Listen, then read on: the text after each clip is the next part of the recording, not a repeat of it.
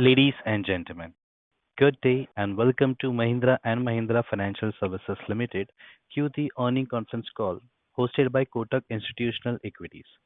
As a reminder, all participant line will be in the listen-only mode, and there will be an opportunity for you to ask questions after the presentation concludes. Should you need assistance during the conference call, please signal an operator by pressing star then zero on your touchtone phone. Please note that this conference is being recorded. I now hand the conference over to Mr. Nischint Chawathe from Kotak Institutional Equities. Thank you, and over to you, sir. Good evening, everyone. Welcome to the interaction with management of Mahindra and Mahindra Financial Services. We will discuss CQ FY26 earnings today.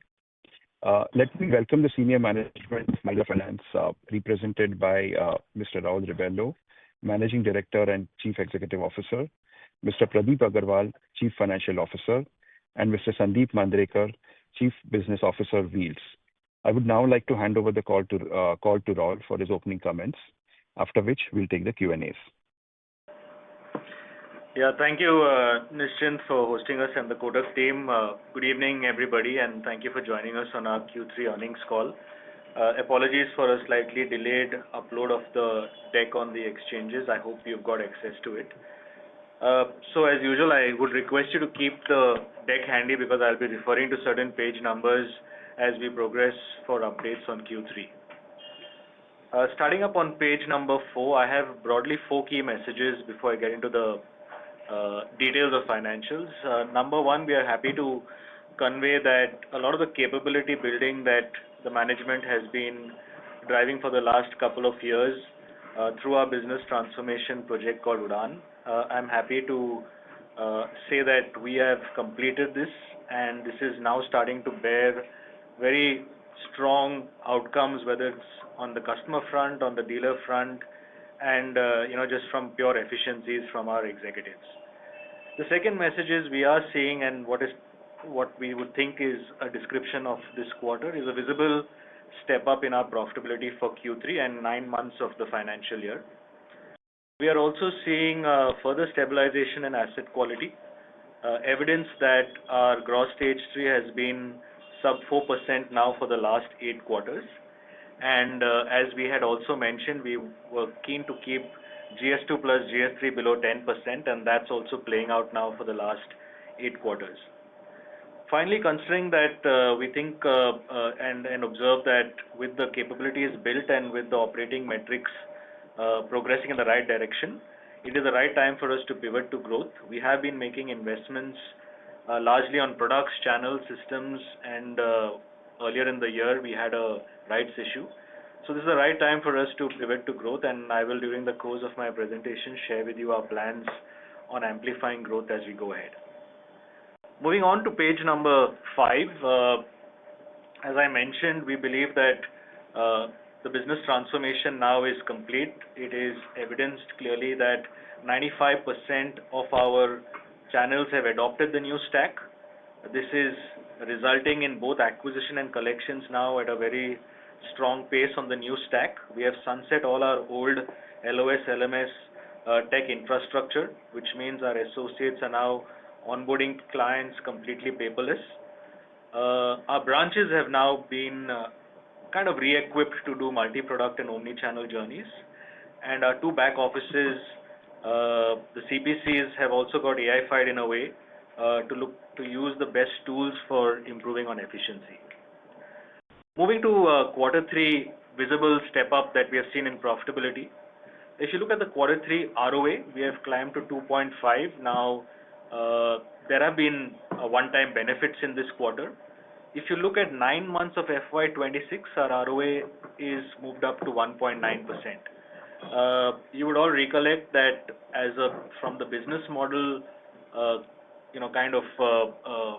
metrics that we were keen to get the movement. We said we are keen to hit a 2% ROA and then sequentially climb up from there. I do think we are moving in that direction quarter on quarter. The PAT numbers for Q3, if you look at a sequential growth, it has come in at a 59% growth. 9 months for FY26, PAT is up 76%. This is, of course, adjusting for what you are all aware. We do the model refresh in Q3 of every year. Last year we saw a kind of PCR cover fall from 60 odd to 50% coverage ratio. So it's not a comparable YOY, and hence we have done a Q on Q comparison, and PAT is up 59%. The story on NIMs is also quite encouraging. If we look at quarter-on-quarter NIM expansion, we have seen a 50 bips expansion in NIM.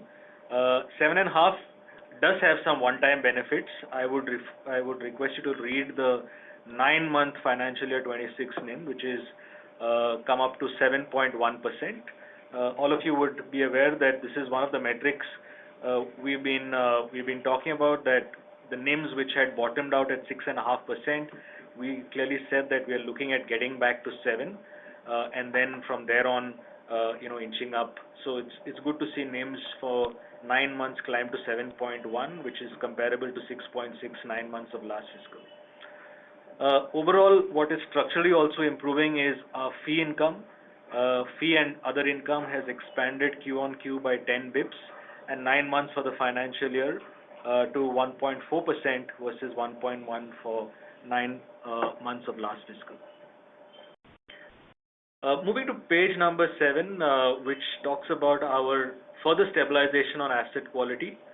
GS3 numbers for quarter 3 are at 3.8%. This is sequentially down 14 bips and YOY down 13 bips. As I mentioned in the opening comments, GS3 plus GS2 together is 101 bips lower than last year, same time at 9.2. And credit cost for the quarter is 1.3. 9 months credit cost is at 1.8%. You would all recollect that for the business model that we said, which requires us to get back to a 2% ROA, credit cost should be in the range of 1.5 to 1.7. YTD we are at 1.8. We do see capability for us to live up to that commitment of being within that zip code of 1.5 to 1.7. Finally, as every year in Q3 we do the ECL refresh. We did a ECL refresh this year too, and we have largely now in-house the model.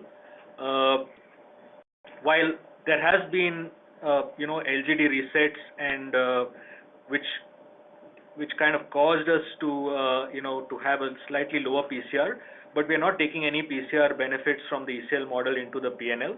We are keeping an overlay. The overlay details I will spell out later. It's about 635 odd crores.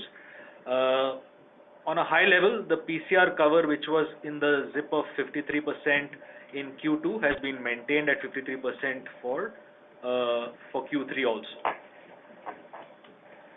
Request you to move now to page number 8. So what does pivoting to growth mean for us? While investments are in place for a rural player like us, and with the GST benefits, we did in our quarter call of Q2 talk about certain momentum that is building up with the GST cuts. From a disbursement standpoint, Q3 has been the highest. What we delivered in Q3 of this fiscal has been a highest ever Q3. So we did catch momentum of the GST benefits. Of course, most of these benefits for us has been, I would say, enjoyed with the tractor disbursement growth, which is up 65%. We have had unit growth in PV CV, but as you know, the ticket sizes had to get readjusted because of the price of the vehicles. So we couldn't see that translate to equal benefits in the disbursement numbers. While we saw reasonable growth in PV and CV, the real standout growth for the quarter was in tractors. I don't know whether you guys caught the update that in our diversification plan, we have been sharing this for a while now. Our subsidiary, our 100% sub MRHFL, for the last year now, we have been focusing on streamlining the asset quality in that business. I'm happy to share that for last 2 quarters, that business is now shaping up well. We are holding the asset quality well. We did, of course, bring the GS3 below 3%. We have taken to both the boards today a plan to look at what's the best way to do mortgages going ahead, which includes an evaluation of merging the 2 entities. We are going to do a full evaluation and take the final suggestion to the boards in due course of time. So mortgages is going to be an important asset category for us to double click on, and doing it in a manner which makes sense from a cost efficient manner is also equally important for us to get to the ROA outcomes. In line with our diversification, the MSME business now is also touching close to 8,000 odd crores. We are seeing an AUM growth YOY, of course, because it is a small base.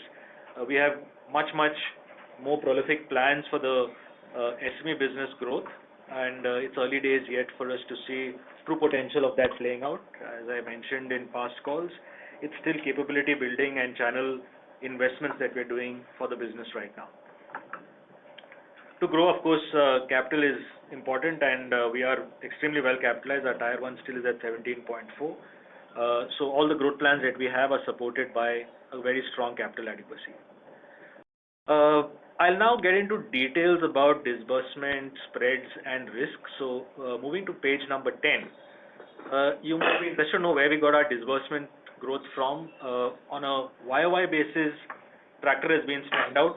We have mentioned this in the past. While a lot of our peers claim to be number one in tractor finance, I request you to look at everyone's book numbers and disbursement numbers. We are by far increased our leadership position. We are the number one tractor financer in the country by a fair margin now. With this increase we have got in Q3, I think the jaw has even widened between us and the second best or the second financer on the leaderboard. Used vehicle also grew, but we have been cautious in this growth considering the new vehicle numbers. Passenger vehicle growth, while quarter on quarter is high at 33%, YOY is just 1%. As I mentioned, there's been a ticket size decrease here. We have got unit growth, but not equally high disbursement growth because we have kept the LTVs at the previous level. CV growth, while unit has growth, but a lot of our movement has been towards the ticket sizes where we were again conservative on LTVs, so we haven't got disbursement growth, but unit growth has happened in the quarter.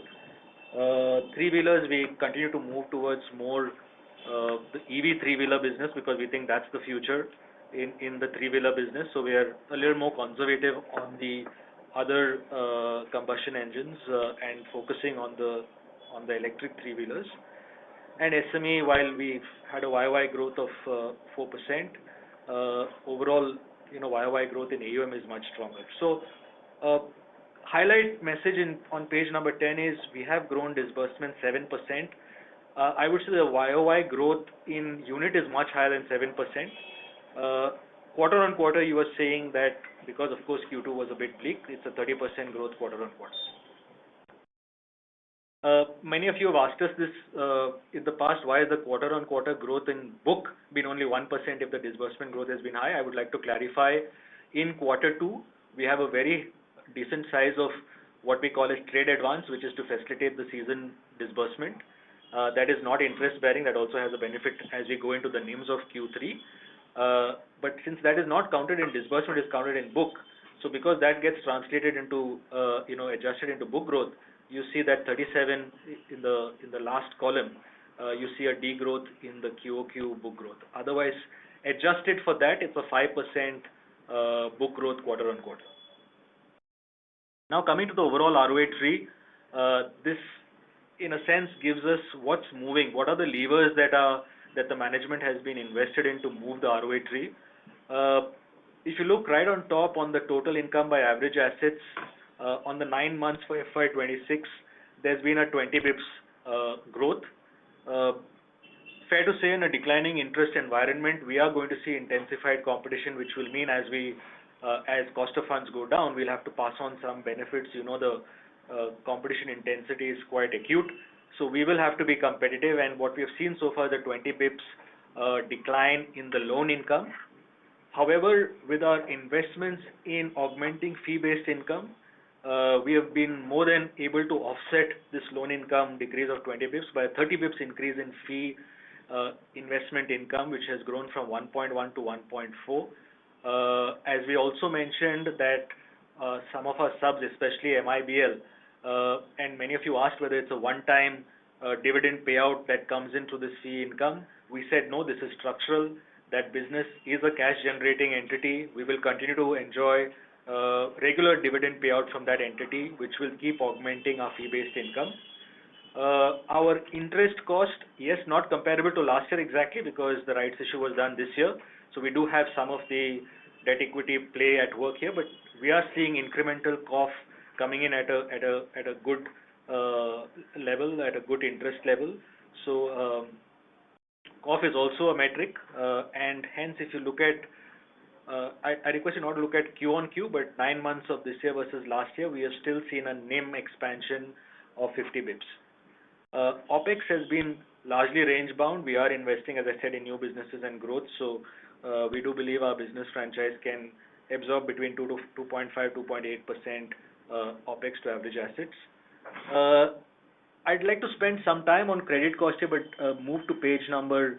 I'll kind of cover my commentary on asset quality through page number 12 and 13 together. The highlight on page number 12, as you would see, is our collection teams have done a phenomenal job. The GS3 numbers have reduced quarter on quarter by 14 bips. Same time last year we actually increased by 10 bips.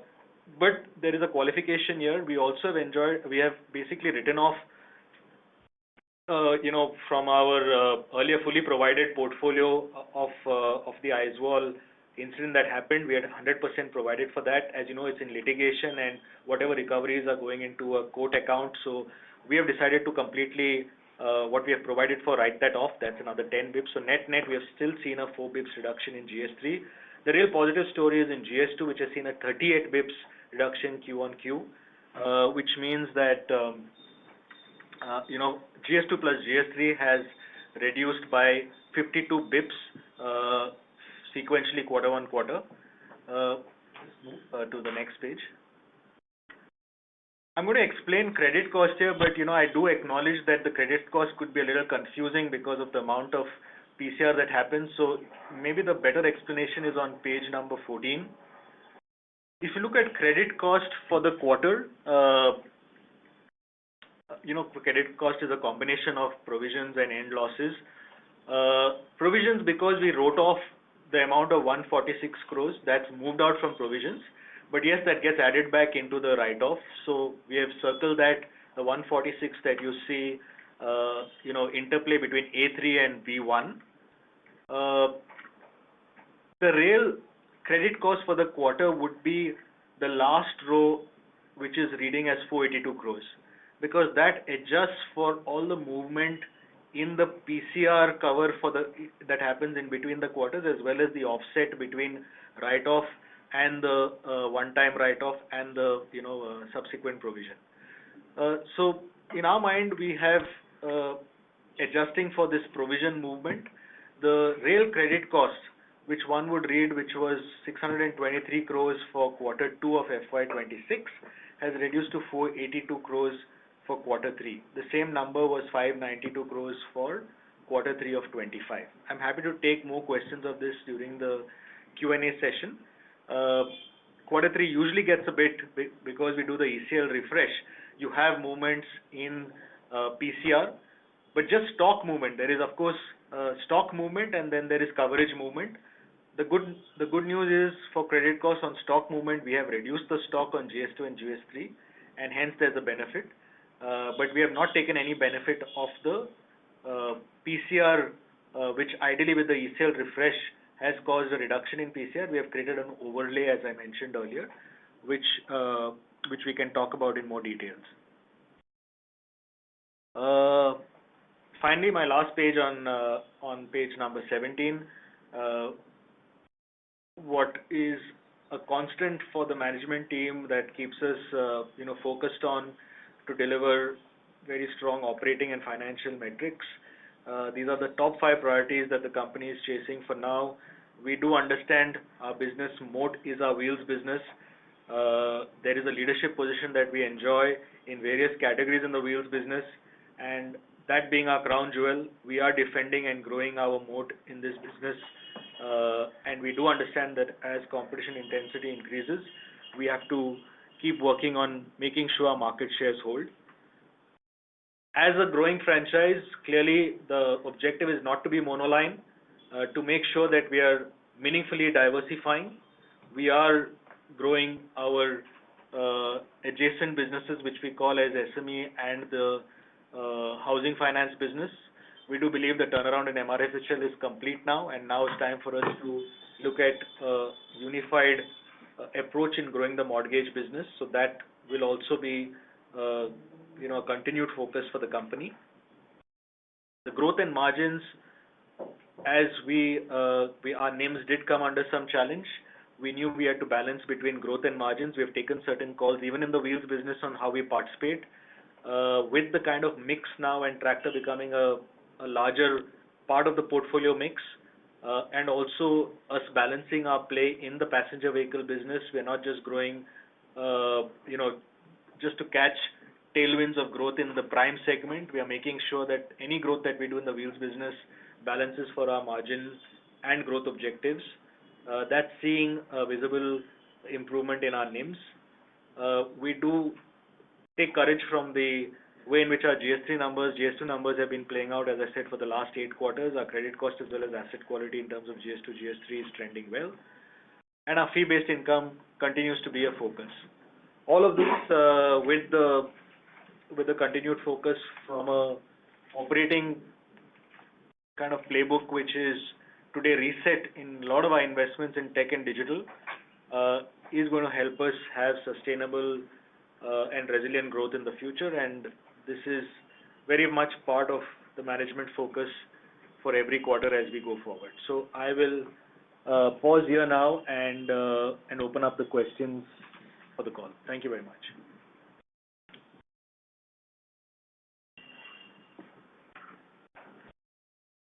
Thank you so much, sir. Ladies and gentlemen, we'll begin with the question and answer session. Anyone who wishes to ask a question may press star and one on their touchtone telephone. If you wish to remove yourself from the question queue, you may press star and two. Participants are requested to use handsets while asking a question. Ladies and gentlemen, we'll wait for a moment while the question queue assembles.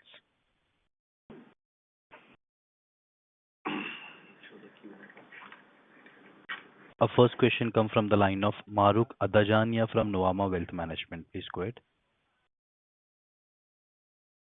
Yeah, hello. Congratulations. I had a couple of questions. Firstly, that after the ECL model annual reset, now do you expect credit costs to hold on at current levels, given the environment at 1.3 types over the next few or over the foreseeable quarters? And my next question is, what were the changes or could you highlight if there were any big or main changes in the ECL model that we should know about? So that's my first question. And my second question is on interest income. If you could spell out the exceptionals. Yeah, thanks a lot, Mahrukh, for the questions. The first one on whether you think the sustainability of the credit cost. I just want to remind that the kind of zip codes that we have conveyed that our business model can absorb is between 1.5 to 1.7, and we are happy that 9 months of this year we have come down to 1.8, and we see a lot of confidence in operating within that zip code. Now, there will be quarters when things move up and down. Broadly, we realize the handle on credit cost is to keep the stock of GS2 and GS3 range bound, and that's what we have seen in the last few quarters. Our GS3 and GS2 have remained range bound. So if that remains in line, and what we have done in the ECL model refresh also is to make sure that our LGDs are very reflective. The model rightly reflects what should be our PCR cover. So these are the two variables that go into credit cost. Management has to ensure that the stock of GS2 and GS3 are on the same level, and the ECL model, we believe, is reflective of the PCR cover. Hence, the overall credit cost should be in that zone. Now, on your second question on what kind of interest income is exception items. There is no exception items in our interest income. The real expansion that you're seeing, we called out the 2-3 levers. One lever is, it's been a year now since we got the corporate agency license for insurance. Earlier on, there were some ways in getting insurance back, but it was a little bit of convoluted through the MIBL structure. But right now, the corporate agency is an in-house insurance corporate agency, so we're able to get fee income directly through the agency license which we enjoy in the NBFC. Second big source of income is clearly, as we said, we have now MIBL is a 100% sub. Earlier, it was held between us and AXA. After becoming a 100% sub, there is, it's one of the top 5 insurance broking companies in the country. They are not dependent on only M&M. They have very, very prolific businesses. That business throws up good revenue. It's a very profitable enterprise. It is not capital intensive, so we are able to, enjoy dividend payout. It's not a one time, and by now I'm sure you'll be able to bake it into your modeling. This is regular income coming into our fee-based income. There are other smaller incomes which is in the form of prepayment penalties and late fees and all of that, but that's really small. The two big items in fee-based income is that. Now one more, there would be a kind of impact of let's say, but that is in overall income, right? I mean, not in fee-based income. She's asking the loan income. Okay, loan income. I hope I've explained to you the fee-based income. In the loan income, Aruf, the difference between Q3 and Q2, what we see is the other variables at play. As I said, in Q2 we have an X amount of trade advance which is given to augment disbursements in the season. That X amount falls to half in the next quarter, right? So that, let's say X amount is not interest bearing, it converts to interest bearing in the next quarter, half of that. And hence that shows an augmentation in the overall loan income, not fee-based, loan income for Q3. And whatever, because if we have a GS3 improvement, there is there's a write back of income reversal that happens whenever we have a positive movement of GS3, GS2. Okay, thank you very much. But anything on ECL? I mean, any major changes in ECL? No, we have the ECL model basically has been, as I said, the objective is to make it as representative of the underlying business. So what we do in the refresh is, and we've used a very, very prolific, we have used the old consultants to do it for us, and we have taken in new inputs. We have gone much more granular. So each product, if let's say in wheels there were 7 products, now we have gone much more granular in the number of products that are consumed. LGD PD is again much more reflective of the business.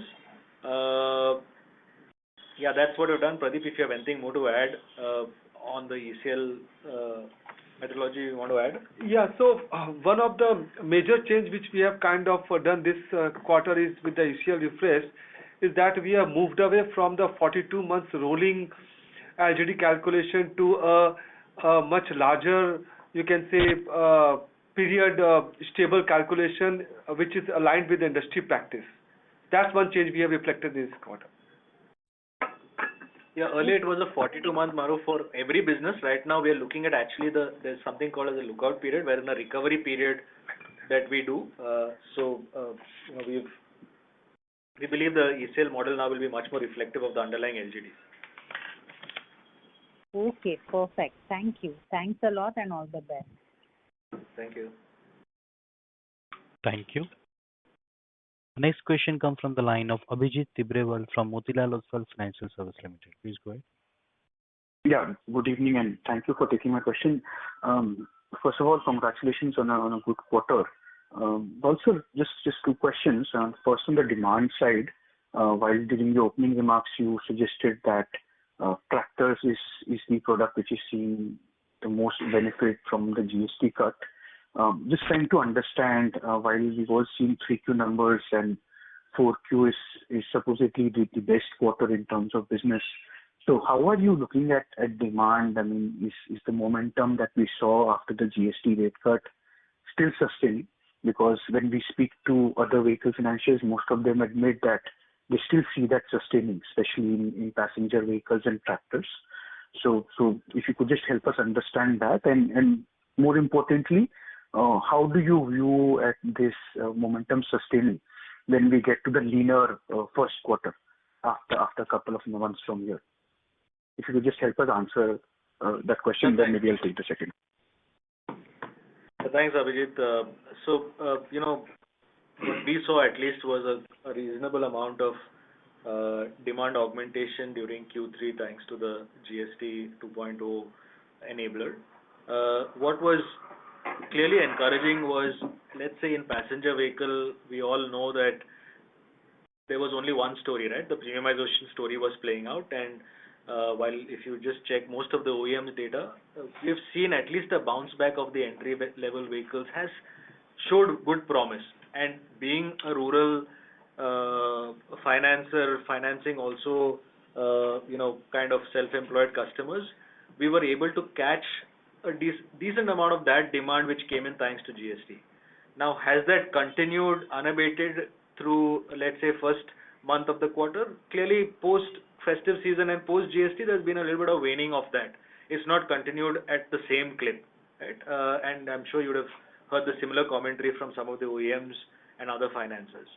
The rural economy is clearly chugging along much more promising than other segments, and I don't want to just repeat, but the big highlights for us is the favorable monsoons as well as price discovery from agri commodities through MSPs, etc., has played reasonably well in getting a player like us who's so rural semi-urban, not just in tractor but other vehicle categories, to see some rural demand, to ride that rural demand wave. Now, too early for me to comment on what will happen in Q1. Our job is to make sure that incremental market shares, see, our business teams track incremental market shares for every vehicle product. We are keen that whatever commerce is happening and where our business model is highly indexed on, whether it is PV, CV, tractor, three-wheeler in the rural, semi-urban, self-employed segments, we look at getting a higher clip of the incremental market share. And I just invite Lig if he wants to add anything on that. No, I think just to add to what Rahul said, I think Q3, the growth of the industry was a combination of two things. One, of course, the pent-up demand of September getting into Q3, because the availability of vehicles were not fulfilled in the month of September, and part of it got fulfilled in quarter 3. Which also means that quarter 4 may not show the same levels of growth as far as Q3 is concerned. But given the fact that we still have some amount of traction happening in the smaller vehicle segment plus the rural geographies, I think we are quite optimistic of how it will go in Q4 also. Got it. Thank you for that. The other question I had was around the provisioning bit, while you explained a fair bit of that during your opening remarks. So you also spoke about building some management overlay, which you've also given out in the notes for financial statements. So is my understanding correct that after this ECL model refresh, at least in this quarter, we have not taken any benefits in terms of PCR and provisions, and whatever release we saw from this ECL model refresh has actually been parked as a management overlay? Yeah. Yes. Yeah, that's right. Your understanding is right. We have quantified the management overlay also. I just also want to draw a comparison. If you recollect, in our earlier model also, there was an 18-month plus we used to keep a certain cover, which is there in the notes of the in the presentation. So if we just went purely by the ECL model, there would have been clearly a release in provision, but we thought it prudent also to make sure that there is a management overlay that is created, which of course for a business model like ours, I'm sure the ECL tool is reflective enough, but there could be occasions when the management would need to look at outside the ECL, whether there would be circumstances to not really dip into it, but instances to basically look at touching the management overlay. Got it. And just to follow up on what you just answered, Basically, what I'm trying to understand is, I mean, if you remember last Q3 when we had done a ECL model refresh, post that we saw a lot of volatility in our stage 3 cover. It actually declined and then we increased the cover. After this ECL model reflection, which I am understanding is much more exhaustive, where you said you've gone more granular. So we're not expecting further volatility in provision covers from here. That's the one. And I just wanted to squeeze in one last question. Also, I mean, today, I mean, when we look at NBFCs, right, at least for a long time, RBI has been, I mean, saying that they don't want to give out one more HFC license to an NBFC or one more NBFC license to HFC. In our case, we already had one. So what was the rationale behind taking this proposal to the boards of going for a scheme of amalgamation or merger between the parent and the subsidiary MRHFL? Yeah, it might be a little early to give you full details because, as you would see from what we have taken the board, we ourselves are going to do a full evaluation of the merits to do mortgages in one entity versus two. As you know, there is today a duplication sometimes in geographies, etc. And there has also been a lot of harmonizing of regulation amongst banks, NBFCs, HFCs. So we are going to completely evaluate whether incrementally is it more efficient to do mortgages along with some of the capital risk weights, etc., etc. We are going to do a complete evaluation and on balance finally take a call whether mortgages is more efficiently done in one entity versus two. Right? As you know, today it's 100% sub really. We have 1,400 branches in the NBFC. We have about 500 branches in the HFC. There could be duplication. At the same time, there might be merits. So at this point of time, we are going to really make sure that we have a 100% evaluation of the merits. And then once that is established, we will at the right time come back to both the boards and take a decision. But objective, I think the underlying objective is to play mortgages at scale. To be a scaled player in mortgages, what is the best playbook for participation is what we will evaluate, and the boards will take a call post that evaluation. Got it. This is useful. Thank you so much for answering my questions, and I wish you and your team the very best. Thanks. Thank you. Our next question comes from the line of Suraj Das from Sundaram Mutual Fund. Please go ahead.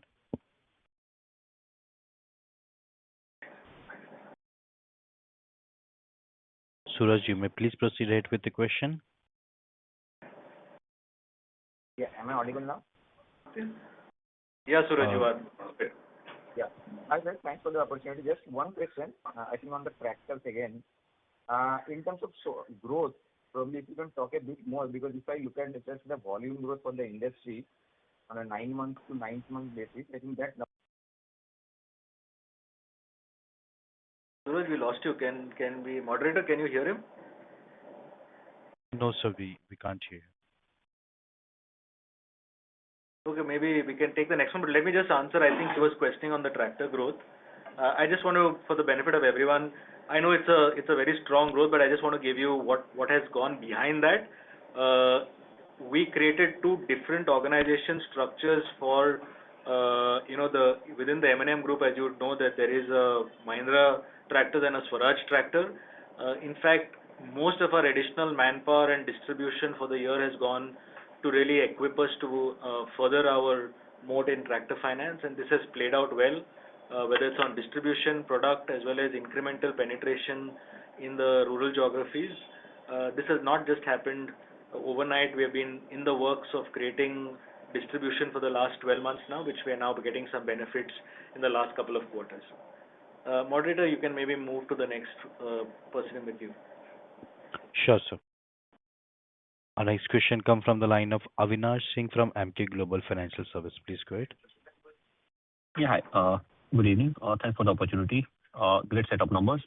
Just harping a bit more on the NIM part, and as you rightly kind of peel the layers of it. So if we were to see from here and where the direction of business moving and also the competitive environment, there could be, I mean, as you incrementally go to some of the probably a low-yielding segment or even in the existing segment, competition increases. So the yields will come under pressure a bit. Can you also help here that if the fee, that entire interplay of different factors, including your loan-related fee and insurance fee, this 1.5%, is it kind of at the kind of a level that is where it is going to max out, or you see still this to improve? And then, of course, on the cost of borrowing side, of course, you will continue to get some benefits from, the rate decline, but then again, increasing leverage will kind of have its kind of own impact. So this 7.5% of basically NIM that is currently, is it a sustainable level you are seeing, or do you see that, okay, a scope for it to further expand, or is it kind of a peaking out? So that's my question one. Thanks. Yeah. Hi, Avinash. Straight answer to 7.5, no, this is a one-time. I mean, there are certain structural benefits that we are seeing in the NIM expansion, but 7.5 has to be read in context of that, because we've got a loan income delta from Q3 over Q2, as I explained earlier, with the trade advance, which was earlier not interest bearing, but that has run off, as well as some of the write backs because of GS2, GS3. I would look at 7.1 being a little more reflective. The 9 months 7.1 being a number that can be when we gather at Q4 next quarter, we should see how are we on the 7.1. I'd like to remind everyone that we've at an overall ROA level said we think the company has to first get to a 2% ROA and then climb up. Now there are various elements in the ROA tree to get to that 2%, right? I mean, clearly loan income is one, fee income is another, COF is another, OPEX is another, credit cost. So we have multiple agendas and levers that we as management and are working on making sure that the levers are as controllable as possible, and there might be an interplay between them for us to get to that 2%. Now, are we happy with the way we are incrementally moving towards that with the levers that we've been working? Answer is clearly yes. We believe we have worked on levers on the income side, we have worked on levers on the fee side, levers on the OPEX side, on the credit cost side, and the cost of fund side. So these are calls we'll keep taking, but these are not tactical. These are in the longer objective of hitting the 2% ROA and then climbing up from there. Okay, got it. And on now slightly again on OPEX part, I mean, given that you are looking to slightly move away also from wheels, some productivity gain will be on the wheel side, but this new initiative might require some kind of expenses. This OPEX, do you see a scope for improvement in OPEX over the medium term, or this is where you would be, I mean, over the foreseeable future? See, we look at both OPEX to average income and cost to income, and as I mentioned earlier, with the business model and the overall ROA, we can operate within the ranges of 2.5, 2.8. I mean, 2.5 clearly beyond us now, but we are in investment zone right now. So I do see with the new businesses, etc., we have to invest. We have a concept called as operating jaw, wherein we are looking at revenue growth actually exceeding OPEX growth. So sometimes expenses are required upfront, which will deliver long-term, medium-term benefits, and hence I won't be constrained only on over-managing OPEX for the time right now. For the new businesses, especially, it might be investment time. Some of it will be, we might be able to capitalize those expenses. Some of them will pass through the P&L. So really not looking at being penny-wise, pound-foolish in the overall process. Got it. Thank you. Thank you. Ladies and gentlemen, in order to ensure that the management will be able to address the question from all the participants, we request you to kindly limit your question to one question per participant. If you have a follow-up question, please rejoin the queue.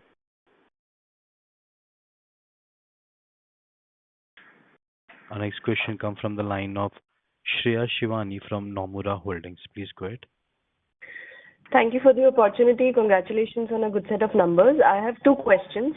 My first question is on the CVCE book. While I understand your the reasoning for the volume growth of auto industry in the passenger vehicle book and the disbursal growth that we've had, I understand that their entry-level cars were sold. But what exactly happened with the CVCE book? Why is there such a large gap between the kind of volume growth the industry is reporting and our disbursal growth in the quarter? My second question is on the credit cost, or rather on the provision coverage. The slide that you showed on slide 14, that the reduction in provisions really is coming from the stage 2 PCR, right? That's at about 8% now. That has been on a continuous declining trend. The stage 3 you have maintained at 53% range. So what is the thought process going on over there, and what kind of improvement can further continue in that book? Thank you. Yeah, thanks. I'll take the two questions. First on CVC. I think we had basically earlier articulated that in our balancing between growth margins and risk for the CVC business, we saw some structural changes happening in terms of the borrower segment. There is clearly an aggregation happening in that segment for the fleet operators. It is becoming, from a unit economic standpoint, not very viable for small operators, and the cost of funds that the larger players enjoy, maybe the NBFC balance sheets versus banks, may not be as formidable, right? So we have decided to participate in the CV business in a certain customer segment, as well as our new versus used CV choice framework to support our overall ROA aspiration. Now, for the new CV segment, I think there has been a reasonable rationalization post GST in the ticket sizes, and that's played out. As I said, we don't kind of display that, but maybe in the future we will show the unit increase also. While we have seen a unit increase, because of the ticket sizes, we have seen a sequential decline in the disbursement value. We are again participating in certain segments, as I said, where not the extreme fleet segment where we can't really price it well. Nor we participating in the new borrower segment. We are generally in the retail base. And while I'm sure you would have seen some of the commentary of the other segments, parts of the participants in the CV business are also going through asset quality stress right now. So we are not in a very aggressive build-up zone in this segment. Some of the state payments, etc., have also seen delays, and we have to be cognizant of the fact and play in balance over there. Before I go to the kind of credit cost question, I'll just invite my colleague Sandeep if he has anything to add on. No, that's a cover. You've covered it. Okay. On the credit cost, I didn't fully appreciate your question. You were asking whether the stock decrease in the GS2 would have created a release in provisioning. Is that your question? Yeah, so if you see the stage 2 ECL divided by gross stage 2, that percentage is declining for you all, right? So your gross stage 3 PCR you've maintained at 53 by doing all the overlays that you've spoken about, but there is an improvement in your you're providing less in the stage 2 book. I'll invite Pradeep to come in. So if you look at our stage 2 book, the overall quantum itself has kind of come down, so that of course will give some release. That's point number one. Point number two is that generally your PCR coverage is a function of your PDs and LGDs. If your stage 2 book gives you a trend which is better in PDs and both LGDs, then of course your overall PCR on the stage 2 itself will keep on coming down. So that's a reflective of the ECL model, which is working and giving us that benefit. But largely the benefit is, if you look at the provision coverage difference, is hardly like a percentage point and all. So I think that's the kind of outcome of the ECL model. And if you look at the stage 3, anyways, if you look at the overall provisioning at a company level, last quarter, if my total provision was 4034 crores of rupees, which has come down to 38676 crores of rupees. If you adjust it for the one-time write-off, then I think we have maintained the overall provision and there's no benefit taken into the P&L. Got it. So fair to say that in the stage 2 book, your PCR, you can keep taking benefit if the PD LGD trends throw up certain numbers, right? While you may maintain your stage 3 PCR at a certain level, 53 or whatever range you want to maintain, in the stage 2 book, you will keep taking the improvement. So even in stage 3, if you ask me, the PCR has to be a result of the PDs is like always stage 1, I think LGDs, and accordingly stage 2 also moves with the PDs and LGDs. The provisions are generally by the these two factors. That's why we have created an overlay. So overlay becomes a constant factor, and balance amount is kind of derived by the model. So whatever way you can look at this model. Okay, sure. That was useful. Thank you and all the best. Thank you so much. Our next question comes from the line of Umang Shah from Kotak Mutual Fund. Please go ahead. Yeah, hi. Thanks for the opportunity and congratulations on the quarter. Just one question to the proposal which Raul mentioned about merging the housing finance subsidiary with the parent company, given that both the entities are engaged into similar line of businesses of mortgages. I mean, just an extension to that thought. I mean, is the management also contemplating merging the MIBL subsidiary with the parent, right? Again, we are now doing insurance broking in the parent, excess capital sitting in the subsidiaries getting upstreamed as dividend income anyways. If not immediately, in future, will that also be a possibility? Yeah, hi, Umang. For the first question, I'd repeat that on MRHFL, it is a proposal to evaluate the benefits. The objectives of us going down this path is, one, we do believe that we want to be a diversified financial player, and we want to play in multiple asset categories which are promising and adjacent. So, mortgage, how do we kind of grow mortgages in a scalable manner? That's the proposal on hand. Coming to your second question on MIBL, clearly not. Let me just reinstate that we have an insurance broking license which has been maintained, and the corporate agency license. These are not to fish in the same ocean. We do realize that the field of and the revenue pool for insurance distribution is very wide, and we didn't want to create a limiting factor of just exploiting the opportunity in the M&M ecosystem or the Mahindra Finance ecosystem. We did believe the corporate agency license gives us a good ability to maximize revenue, which is there in the low-hanging fruit in the M&M ecosystem and the Mahindra Finance ecosystem. MIBL is looking at insurance distribution across opportunities, general, health, life, not in the M&M ecosystem. Think about all the opportunities of insurance distribution which is available, not limited to the M&M ecosystem, is basically being harnessed by MIBL. And hence there is no thought process. We do believe it's an independent, it's governed by an independent board. It has its own management team. Yes, we do derive benefits for it because it is a subsidiary, and right now that entity at the scale it's operating doesn't need capital and for us to retain too much of the profits it's throwing up, and hence we felt that there is a clear ability for us to plow back dividend income from there. But we are definitely not having any inclination. Clearly it's an insurance distribution business and it will remain that way in the broking line. Okay, perfect. That helps. Thank you so much and wish you all the best. Thank you. Thank you. Our next question comes from the line of Mayur Parkeria from Wealth Managers India Private Limited. Please go ahead. Good evening, sir. Am I audible? Yes, please go ahead. Yeah, sir. Just time check also, it's already 6:55. We can go on a little more, but let's have one question, please, per if we can. Yeah. So again, you just mentioned about the time, and pardon me for a slightly longish question, but this is mainly in the context of your ROA comment from a slightly medium to long-term perspective.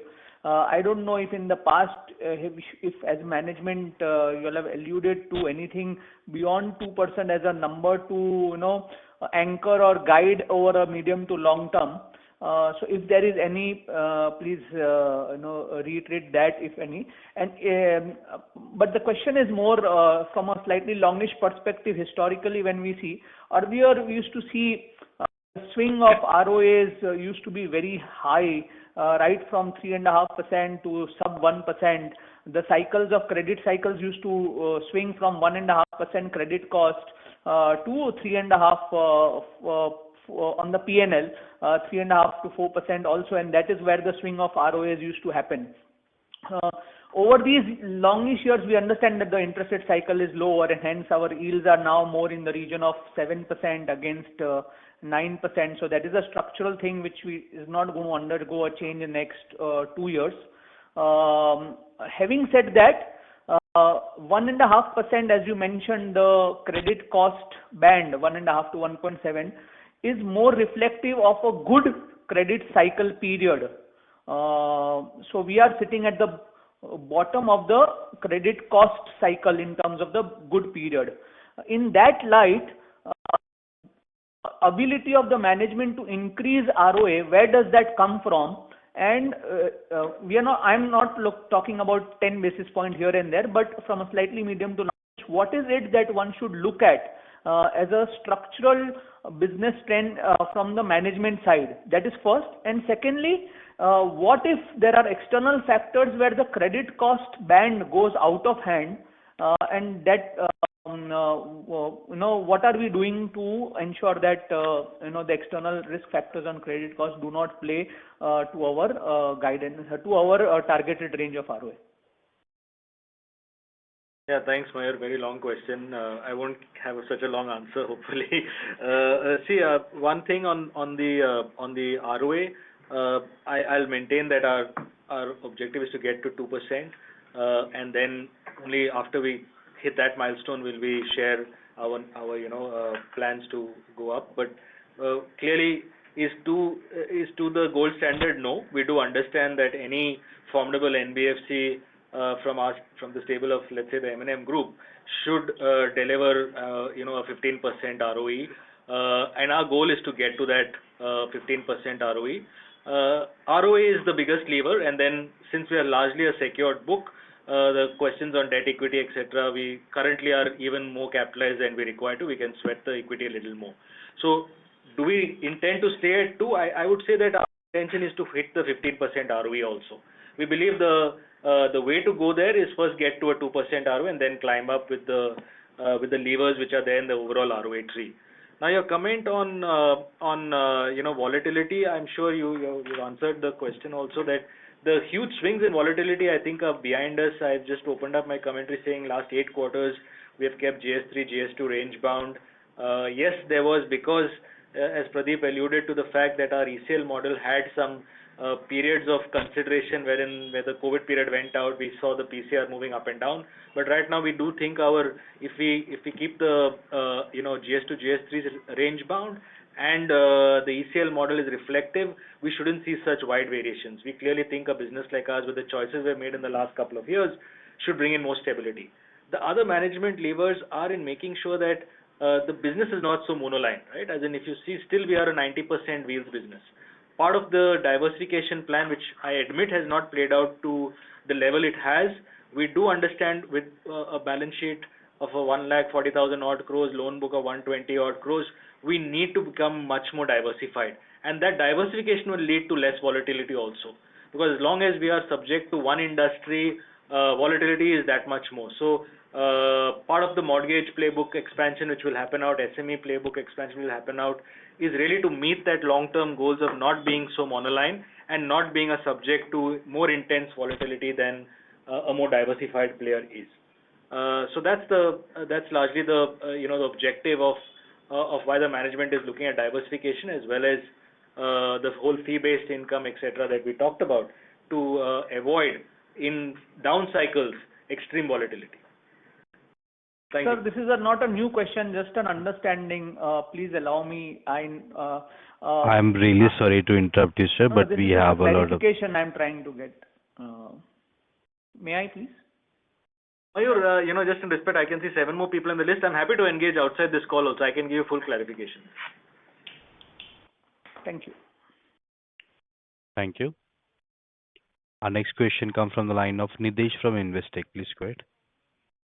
Sir, thanks for the opportunity. So my question is on loan growth. That you alluded that you will diversify the loan book over a period of time. But so there, I think mortgage is definitely a large opportunity. How should we build a loan growth from a medium-term perspective? This year, I think it's a bit slow. But let's say from a 3-year perspective, what is the aspiration in terms of loan growth that we are having, and how the broadly loan mix may look like? Basically, how the share of wheels will move in your view over a period of time. Yeah, so if you've seen, no, thanks for the question, Nidesh. The recent disbursement growth has been really, I would say, if you look at the job between disbursement growth and book growth, of course, is holding up because of previous good disbursements in FY23 and 24. We will have to make sure that we start seeing a loan book growth which is in the mid-teens. Now, clearly, this year is subpar. As we, we've seen some tailwinds in tractor, etc. But as we start getting more adjacencies from SME and mortgages, we do believe that a franchise like ours should look at CAGR growth in the mid-teens to high teens. Where we get that from will be a combination of wheels, mortgage, and the SME business. How is the growth going to look? I mean, how is the mix of wheels, non-wheels going to look at? I'll kind of repeat what I said maybe in the last call. Over the next 4 years by FY30, we do believe across, now I'm also talking about mortgages in the mix. The loan book should read by FY30, and our objective is to get wheels, which is currently in the combined businesses. Let's say MRHFL plus wheels today, wheels is at 88%. We want to get that down to 70%. That means the mix from the other asset categories will have to grow, which is 12% to 30%.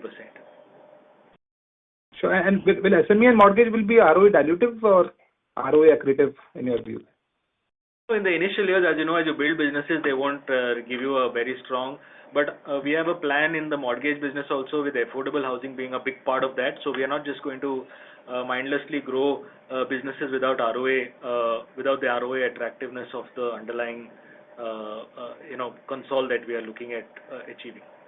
Initial years could see, as you know, any business which grows in the initial years will take time for the full blown ROA to play out. Our SME business, in fact, even right now is giving us encouraging signs on ROA. Sure. Thank you. That's it from my side. Thank you. Our next question comes from the line of Viral Shah from IIFL Capital. Please go ahead. Yeah, hi. Thanks for the opportunity. So, Raul, just first one clarification. You mentioned that now that we have had a ECL refresh and there's some management overlays also now with us, do we kind of see a scenario where, say, to a very large degree and extent, we are done with the first half, second half seasonality in terms of the P&L credit cost? Just one follow-up over here, and then I have one more. Yeah, so Viral, as you know, management overlays can't be used as per discretion. There are only certain occasions where we can dip into it, and we have, of course, had a very detailed discussion with audit committee, board, etc. So this is not to even out quarter one, quarter two. Management still has a high bar in making sure that the GS2 GS3 is range bound. We are basically going to, exercise onus on the collection, underwriting, business teams to make sure that we are not evening out in terms of earnings by creating the overlay. We will still be extremely focused on the operating metrics of GS2, GS3 being range bound. Right? As you would have seen in the past also, the volatility of quarter one, quarter two also has been largely evened out in the last, in this year and the last year. Yeah, let's go to the second question. Sure. And HFC piece, the reverse merger, I understand that this is under consideration, but the points that need to be considered are not just say the risk weight, which is kind of realignment, but also I understand there's consideration to be had with respect to access to SARFAESI, you getting say the ability to have and operate at an effective lower tax rate. Couple of other benefits are also there, access to NHB funding. So how do you anticipate doing this kind of the exercise? Viral, I mean, I won't go into the details, but there are merits, demerits on both sides. There is risk weights. There is, I wouldn't say cost of fund is very different. For somebody like us, there's very little arbitrage even today between cost of funds across both entities. SARFAESI is only 20 lakhs, as you know. Affordable housing, etc. Today, most affordable housing starts at 20 lakhs and above. There are other recovery tools. So on balance, in fact, to even bring this to the boards, we felt that there are merits, demerits on both sides. We will cross the bridge when we have 100% conviction that we will go in one direction. Right now, I would say there are both merits on both sides.